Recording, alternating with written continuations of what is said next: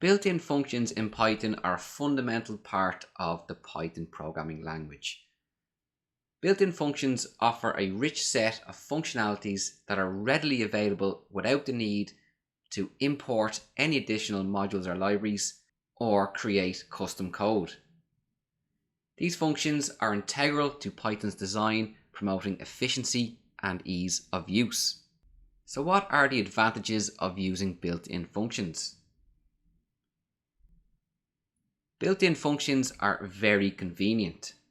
They provide a wide range of commonly used operations, making it easy to perform tasks without having to write additional code. This convenience allows developers to focus on solving problems rather than reinventing basic functionalities. Built-in functions are very efficient. They are optimized for performance. This ensures that they execute quickly and efficiently. This can significantly enhance the performance of your Python applications. Using built-in functions promotes consistent coding practices across different projects and among various developers. This consistency helps in maintaining and understanding code, especially in collaborative environments. Code that leverages built-in functions is often more readable and concise than those that don't. This readability makes it easier for others to understand and maintain the codebase.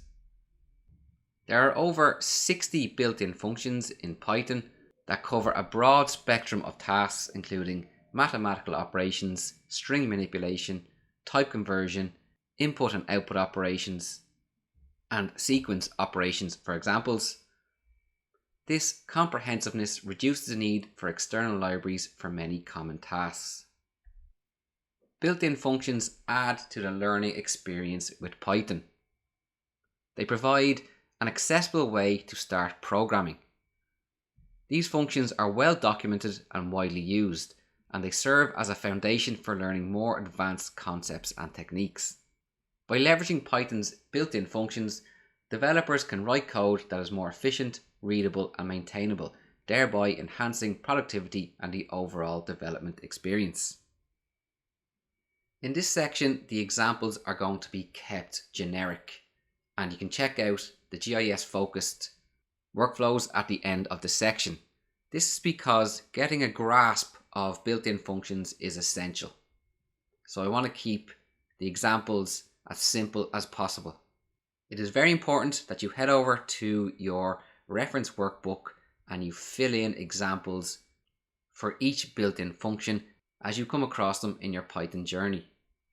This will help build up a reference bank for you to refer back to as needed. And trust me, you are going to use some of these built-in functions more than others, and that reference will be essential for the ones that you do not use as common.